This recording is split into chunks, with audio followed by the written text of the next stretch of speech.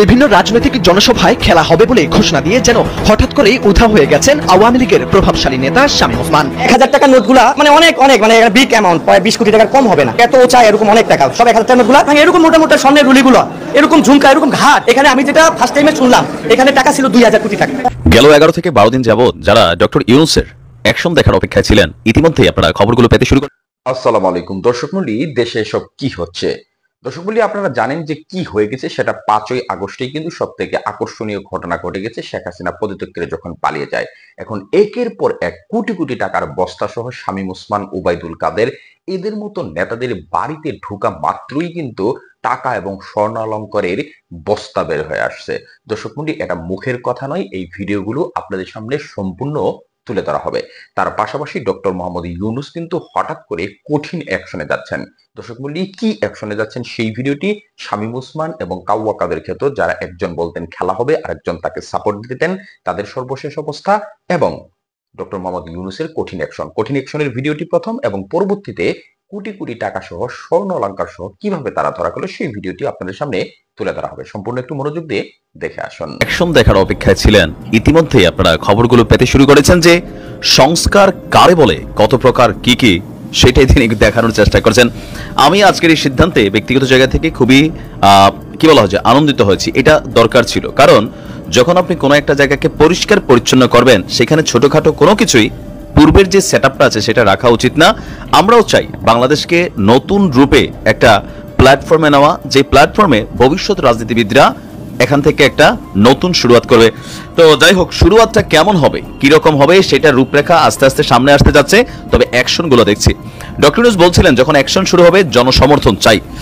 দর্শক, অলরেডি সাবেক প্রধানমন্ত্রী শেখ হাসিনার পদত্যাগের পতনের পর তার যে এমপি সেক্টর ছিল, মন্ত্রী সেক্টর ছিল, সেটা ভেঙে গেছে।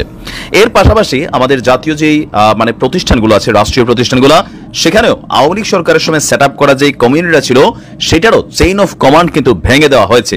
বাকি ছিল আরো একটা বড় জায়গা, সারা বাংলাদেশের 493টি উপজেলা, সিটি কর্পোরেশন, আরো বিভিন্ন জায়গায় আওয়ামী লীগের আমলে নিয়োগপ্রাপ্ত ভোটের যে পরিস্থিতি ছিল সবাই জানেন।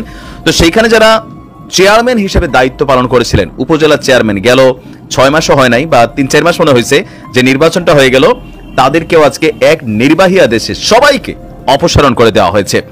চেয়ারম্যানদের স্থলে উপজেলা নির্বাহী কর্মকর্তারা মানে ইউএনওরা যারা আছেন, তারা এখন থেকে দায়িত্ব পালন করবেন। তবে আগের সিস্টেমে ইউএনওদের দায়িত্ব পালনেরও দিন শেষ। আজকে স্থানীয় বিভাগ থেকে, সরকারি বিভাগ থেকে এই সংক্রান্ত একটা প্রজ্ঞাপন জারি করা হয়েছে। উপসচিব মোহাম্মদ মাহবুব আলম স্বাক্ষরিত প্রজ্ঞাপনে বলা হয়, অপসারণ করা হয়েছে 493টি উপজেলার যারা নির্বাচিত উপজেলা চেয়ারম্যান আছেন, আর এদের স্থলে উপজেলা নির্বাহী কর্মকর্তারা আপাতত দায়িত্ব পালন করবে আনটিল ইলেকশন হওয়া পর্যন্ত। আর বলা হচ্ছে যে বিশেষ পরিস্থিতিতে অত্যাবশ্যক বিবেচনা করলে সরকার জনস্বার্থে কোনো সিটি কর্পোরেশন এবং পৌরসভার মেয়র ও কাউন্সিলরদেরকেও অপসারণ করতে পারবে। তো এরপর পরে আমরা দেখলাম যে শুধুমাত্র উপজেলা চেয়ারম্যান না, আপনার পৌর মেয়র, জেলা পরিষদ এবং উপজেলা চেয়ারম্যান সকলকেই আপনার এই নির্বাহী আদেশে কিন্তু চেঞ্জ করা হয়েছে। আওয়ামী লীগ সরকারের আমলে নির্বাচিত দেশের 323 পৌরসভার মেয়র, 60 জেলা পরিষদের চেয়ারম্যান, 493টি উপজেলা চেয়ারম্যান যারা আছেন সকলকে এখান থেকে বরখাস্ত করা হয়েছে। বাকি আছে ভাইস চেয়ারম্যান যারা আছেন, তাদের ব্যাপারেও যদি যিনি দায়িত্বশীল আছেন, মানে ইউএনও যদি মনে করেন যে কোনো ভাইস চেয়ারম্যান আছেন, তাকে সরাসরি সংশোধন করা দরকার, বরখাস্ত করা দরকার, সেই ক্যাপাবিলিটি তাকে দেওয়া হচ্ছে। আমরা যদি দেখি অধ্যাদেশ 2024-এর ধারা 32-এর ক প্রয়োগ করে বাংলাদেশের পৌরসভার মেয়রগণকে স্ব পদ থেকে অপসারণের বিজ্ঞপ্তি এসেছে। আর আমরা যদি দেখি আপনার সিটি কর্পোরেশন অধ্যাদেশ, স্থানীয় সরকার অধ্যাদেশ, জেলা পরিষদ অধ্যাদেশ, উপজেলা পরিষদ অধ্যাদেশ, এগুলোরও খসড়া অনুমোদন করেছে অন্তর্বর্তী সরকারের উপদেষ্টা পরিষদ। বিশেষ করে গত 3 দিন আগে ডক্টর ইউনূস সাহেব উপদেষ্টাদের সাথে বৈঠকে বসেছিলেন। আর যেই জায়গাতে উপদেষ্টাগুলো বসেছে, প্রত্যেকেই সংস্কারের ক্ষেত্রে বড় ধরনের ভূমিকা রাখছে। শিক্ষা মন্ত্রণালয় বলেন, স্বাস্থ্য মন্ত্রণালয় বলেন, প্রশাসনিক যে সেক্টরগুলো আছে বলেন, প্রবাসীদের জন্য দেখছি ছোটখাটো অনেক উদ্যোগের কথা আওয়াজ তোলা হচ্ছে। তবে আশা করি এগুলো খুব শীঘ্রই আমরা বাস্তবায়ন হতে পারবো, যেহেতু আমরা একজন প্রবাসী। তো সরকারের এমন পরিস্থিতিকে অনেকে সমালোচনা করছেন। তো সমালোচনাটা কারা করছেন? স্বাভাবিক, যারা এই পদগুলোতে বসেছিলেন, কোটি কোটি টাকা সেখানে কিন্তু খেলা খেলছে। আর এমপি নির্বাচনের চেয়ে উপজেলা নির্বাচনে পয়সার খেলাটা বেশি হইতো, কারণ কি এখানে স্বতন্ত্র প্রার্থী থাকার সুযোগ হইতো। সো প্রশাসন ব্যবহৃত হয়েছে, ডিসিএসপিডা ব্যবহৃত হয়েছে, নির্বাচন কমিশন ব্যবহৃত হয়েছে। এই একটা সেটআপের মাধ্যমে প্রকৃত যিনি জনপ্রতিনিধি তিনি কিন্তু পাস করতে পারেন নাই। নৌকা পাইছে যারা তারাই পাস করছে। গুলা মানে অনেক অনেক মানে বিগ অ্যামাউন্ট, প্রায় 20 কোটি টাকার কম হবে না। এত চাই এরকম অনেক টাকা, সব 1000 টাকার নোটগুলা মানে এরকম মোটা মোটা স্বর্ণের রুলিগুলো, এরকম ঝুমকা, এরকম ঘাট। এখানে আমি যেটা ফার্স্ট টাইমে শুনলাম, এখানে টাকা ছিল 2000 কোটি টাকা। দুদক কর্মকর্তা পরিচয়, সিডিটিসি কর্মকর্তা পরিচয় এখান থেকে কিছু নিয়ে যাওয়ার চেষ্টা করা হচ্ছিল। তখন এলাকাবাসী সন্দেহ হয়, তারা তাদেরকে আসলে বলেন যে গণমাধ্যম কর্মী বা সেনাবাহিনীর সামনে এই টাকাগুলো নিতে হবে। ওদেরকে ডাকে আনছি, আমি ফোন দিয়ে আনাইছি, পরে আমাকে ওরা ঢুকতে দিতেছে না।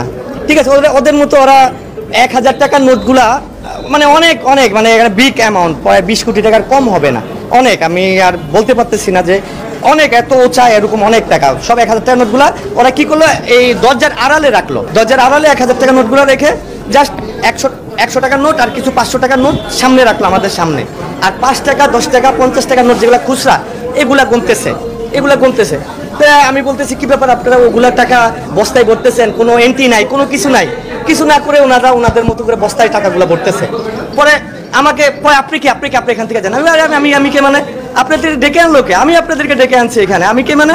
কি বলেন এটা? আমি সাধারণ পাবলিক, এটা জনগণের টাকা। জনগণের, দেশের অবস্থা এখন খারাপ, দেশের এখন লুটপাট করে দেশের অবস্থা খারাপ। এই টাকাগুলো যদি আমাদের এখন নতুন সরকার পায়, এগুলো আমাদের দেশের কাজে লাগবে। আপনারা কি করতেছেন এগুলা? তারপরে ওখানে যে ড্রয়ার ভাঙলো, ড্রয়ার কয়েকটা ভাঙলো, ড্রয়ার ভাঙে এরকম মোটা মোটা স্বর্ণের রুলিগুলো, এরকম ঝুমকা, এরকম ঘাট, ওনারা যেভাবে পারতেছে মানে লুটের জিনিস। ওনারা অফিসাররা এইদিকে, ওই সিপাহীগুলা ওদিকে সাদা পোশাকে, ওনারা ওনাদের পকেটে ঢুকাইলো। পরে আমি বললাম এগুলো সব বের করেন পকেট থেকে। পরে কিছু দেখছি বের করছে, এগুলো নাকি আবার থানায় এখন পর্যন্ত এন্ট্রি হয় নাই। তো এগুলো যদি হয় এই অফিসারদের, এখন এই অফিসাররা কারা ছিল, এখন এখানে যারা আছে তাদের সাথে আপনারা কথা বলে তাদেরকে খুঁজে বের করেন। এবং ওনারা যখন ছিল, ওনারা টাকাগুলা নিয়ে গেছে এখান থেকে। ওনারা দেখলাম 2-3 করে বের হয়ে গেল অফিসাররা।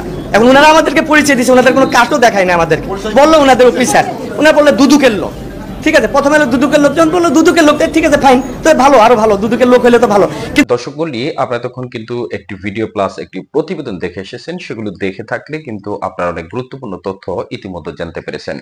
এরই মধ্যে কিন্তু সারা বাংলাদেশে যে ঘটনাগুলো ঘটছে বিক্ষিপ্ত ভাবে, এখন পর্যন্ত দেশ স্বাভাবিক না হলেও ডক্টর মোহাম্মদ ইউনূস যে কঠিন অ্যাকশনে যাচ্ছেন তার একটি ভিডিও দেখেছেন। তার পাশাপাশি আরেকটা প্রতিবেদনে কিন্তু আপনারা দেখেছেন। তার পাশাপাশি আপনাদের সামনে কিছু গুরুত্বপূর্ণ তথ্য আমি তুলে ধরতে চাই। সেটি হলো দীপুমণি থেকে শুরু করে জুনাইদ আহমেদ পলক, সালমান এফ রহমান, আনিসুল হক প্রত্যেকেই কিন্তু রিমান্ডে গিয়েছেন এবং দীপুমণিকে কিন্তু 4 দিনের নতুন করে রিমান্ড দেওয়া হয়েছে এবং তাকে কিন্তু আদালত চত্বরে অনেকেই কিল ঘুষি মেরেছেন। দর্শক মণ্ডলী, তিনি দুইটি মন্ত্রণালয়ের দায়িত্ব ছিলেন এবং সেই মন্ত্রণালয়ের দায়িত্ব ছাড়ার পরেই কিন্তু তার বিরুদ্ধে ছাড়ার পর তো তারা তো ছাড়তেনই না, কোনো দিনই তারা ছাড়তেন না। কিন্তু যখন শেখ হাসিনা পদত্যাগ করে দেশ থেকে চলে গেল, তারপরে কিন্তু তিনি সেই দায়িত্ব ছাড়তে বাধ্য হন এবং দায়িত্ব ছাড়ার পরেই শত শত হাজার হাজার কোটি টাকার দুর্নীতির দায়ে মামলা তাদের কিন্তু হচ্ছে। এবং এক কথায় বলতে গেলে এখানে শামীম ওসমানের কথা বলা হচ্ছে, যে কিনা খেলা হবে মুখে ফেনা তুলে ফেলতো। তার পাশাপাশি আবার তার উস্তাদ গুরু কাওয়া কাদের, তিনি আবার তাকে সাপোর্ট দিতেন। তিনি বলতেন যে হ্যাঁ খেলা হবে, খেলা তো অবশ্যই হবে, হ্যান তেন হাবি যাবে, অনেক কিছু বলতেন। কিন্তু এই যে বিষয়গুলো, এই বলার ফলশ্রুতিতে কিন্তু তারা কিন্তু এখন মাইনকার চিপায় রয়েছেন। এক কথায় বলতে গেলে তারা কিন্তু কোনোভাবেই বাংলাদেশের রাজনীতিতে যে সম্পৃক্ত হবেন এত সম্ভাবনা নেই। তারা কিন্তু নিজেদেরকে গা ঢাকা দিয়ে শেষমেশ বিভিন্ন রকমের গুঞ্জন শোনা যাচ্ছে। উবাইদুল কাদের গ্রেফতার হয়েছেন এবং এখন পর্যন্ত যদিও মিডিয়াতে ওরকম ভাবে ফলো করে প্রচার করা হয়নি, নিশ্চিত হওয়া যায়নি, তবে তারা যে মানে এক কথা বলতে গেলে বাঁচতে পারবেন তার কোনো নিশ্চয়তা নেই। তারা অবশ্যই আইনের জালে ধরা পড়বেন। বাংলাদেশে আশা করা যাচ্ছে বিচার বিভাগ থেকে শুরু করে প্রশাসন সবকিছুই নতুন করে ঢালাও করে সাজানো হচ্ছে ঢালাও ভাবে, এবং সেখানে তারা কোনোভাবেই এই ফাঁক দিয়ে বের হওয়ার সুযোগ তাদের নেই। বাংলাদেশের প্রচলিত নিয়মেই তাদের বিচার হবে। শত শত হাজার হাজার কোটি টাকা দেশ থেকে পাচার করে বিদেশে আয়েশি জীবনযাপন কোনোদিনই তাদের পক্ষে সম্ভব হবে না এবং বিদেশের মাটিতেও তারা নিরাপদ নয়। কারণ বিদেশের মাটিতেও যারা বাংলাদেশি রয়েছে, যে হাজার হাজার কোটি টাকা পাচার করে তারা বিদেশে ভুংভাং করে ঘুরে বেড়াবে, সেটা কিন্তু বাঙালিরা কোনোদিনও হতে দেবে না। সেখানেই কিন্তু তাদেরকে গণপিটুনি দিবে, এরকমটাই কিন্তু জানা যাচ্ছে। দর্শক, সার্বিকভাবে বিষয়গুলো নিয়ে আপনাদের মূল্যবান মন্তব্য অবশ্যই কমেন্ট বক্সে লিখে জানাবেন। আর পরবর্তী আপডেট পেতে যারা এখন পর্যন্ত আমাদের এই চ্যানেলটিকে সাবস্ক্রাইব করেনি, চ্যানেলটিকে সাবস্ক্রাইব করে পাশে থাকা বেল আইকনটি বাজিয়ে সাথে থাকবেন। ধন্যবাদ সবাইকে। আসসালামু আলাইকুম।